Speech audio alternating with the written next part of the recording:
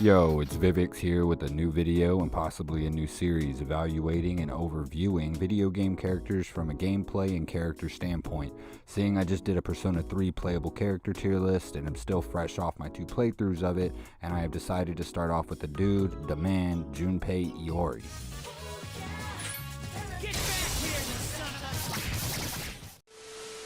Side notes is there will be obvious spoilers, and that you may have noticed this is my first video using a VTuber model. I learned how to sort of use one and would like to add more dynamics to my content, and I'm not exactly at the level of security or confidence of showing myself on camera. U-G-L-Y, you ain't got no alibi, you ugly. But this will do for the moment, I guess. But without a further ado, let's get into it. So these are the main points I'm going to be touching on to keep this somewhat structured and to section up all of the info I'm going to share. One, I'm going to start off with the gameplay to get it out of the way. It's something I can't sit there rambling about my opinion on. Basic combat info, the pros and cons of them in combat, and then suggested in-game equipment for him. The second thing I will be going over is just basic background info and his character bio. The third thing I will be going over is some highlights, analyzing his personality, his character growth, and just him as a person, and just moments I really enjoyed him in the game. So hopping right into the combat and gameplay. So I'm going to hop over here to the side, and then I also found a few interesting little bits of info when I was researching background info on their personas. But to start off,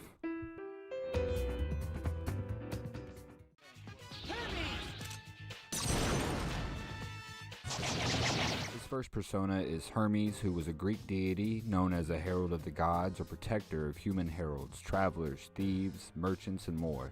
His job being a messenger or emissary of the gods. Go! Da-da-da-da! Junpei is leveled up!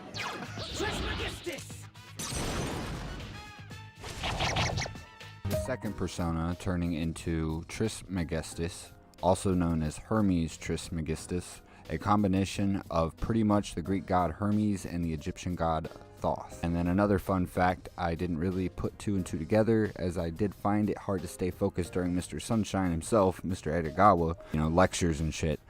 You stupid. They're not. What's 9 plus 10? 21. But I do recall him asking a question in regards of who wrote a diverse series of ancient medieval texts known as the Hermetica. Hermes Trismegistus was essentially who authored it. Now that mythological trivia is over, let's get into his actual combat prowess. His combat prowess is he's weak to wind, strong to fire. He has all 3 different types of physical skills, slash, strike, and pierce. He has high HP. He has an HP regen pretty much on crack, high physical damage, and uses 2-handed swords. His cons is he has low magic damage and no AoE version of his agi skill. And the side effect of 2-handed swords is the fact that you may stumble a lot when you miss, so if you put him with a low accuracy weapon, he's going to stumble and miss his turn a lot.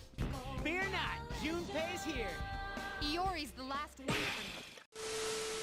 Some of the best gear that you can get him would be just evade or resist chest and shoes. His best fusion weapons is Cert Fusion 2-handed sword called Leviathan, 2-handed sword with 340 attack, 83 accuracy, and inflicts fire damage instead of slash damage, and it gives fire boost. Or the even better option of the Masakato Katana, which you just fuse Masakato into a 2-handed sword, and it's 450 attack, 100 accuracy, and all stats plus 10.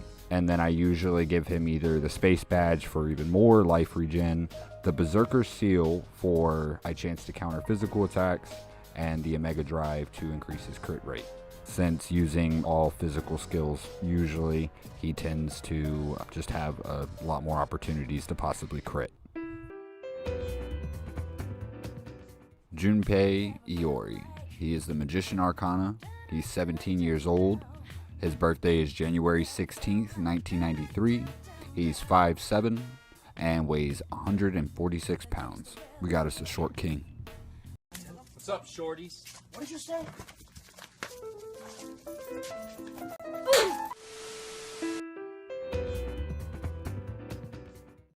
Now getting into just his personality traits and him as a character and just all of that good stuff. One of my first points is he's loyal, easygoing, he can be serious about girls as shown on the trip to Yakushima on the beach. You better take this seriously. It's an important operation. Okay. I ship him with Chidori 100%. 100%.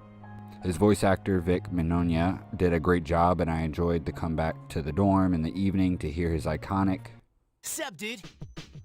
He's most of the comedic relief within the main party, and I almost always actually find myself chuckling or smiling when he would talk or crack jokes, and him telling his ghost story that one night was a great scene. The moment really captures his character, a dude truly meant for the spotlight. Good evening. Welcome to Junpei's Believe It or Don't. I felt a chill run down my spine, and I broke into a cold sweat.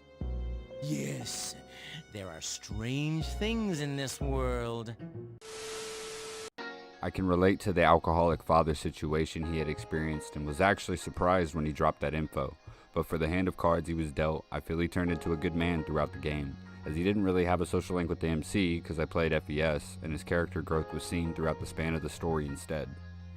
His arc with Chidori was one of the only times I've seen throughout the 3 Persona games I've played, 3, 4, and 5, that actually had a genuine romance dynamic with another character, other than the main character, and I find it refreshing, and it was well done. I want to be with you, Junpei. Forever. I want to be with you, too. But it could never last.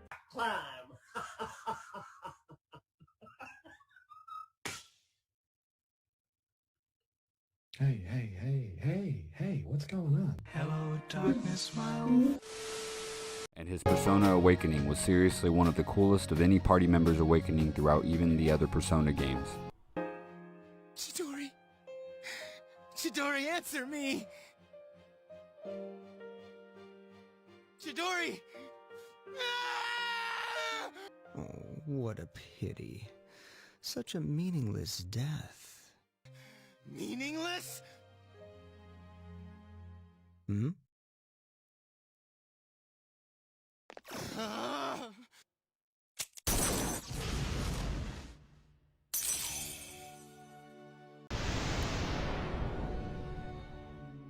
What?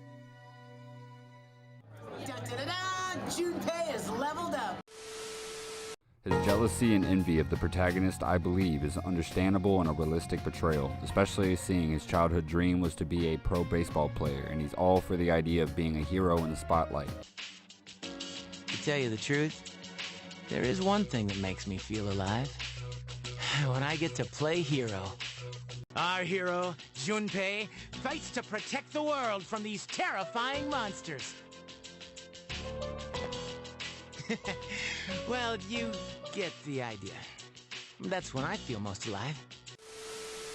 And somewhat shows resentment towards the idea of no one knowing the good deeds that Seize is accomplishing.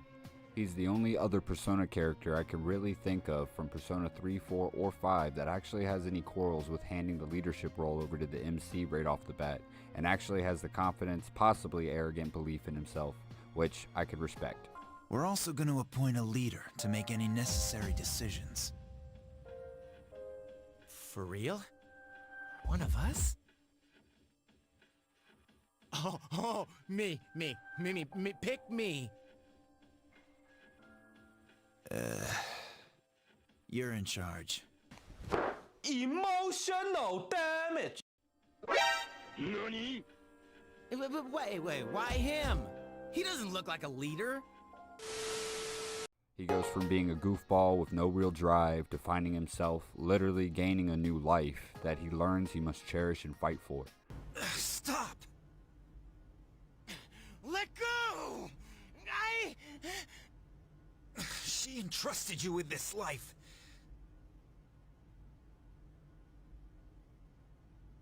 Don't waste it. He grew on me probably faster than any of the other bro archetypes from the other Persona games.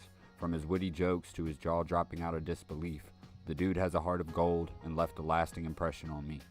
And I believe that should be a good overview for our dude Junpei and my thoughts on him. just to wrap up so this doesn't go on for forever and I can just get this video out and gauge how people receive it. I had fun making this video and I'm glad to be back making creative content. If you enjoyed, make sure to like, comment, and subscribe. Let me know if you'd like to see more videos like this, as I have the urge to make more anyways. Make sure to join in the discussion and let me know if you agree with any of my takes or if you have any differing opinions on Demand Junpei below. Make sure to drop by my next upload and give a Sup, dude? I appreciate any and all support. Make sure to take care and stay cool.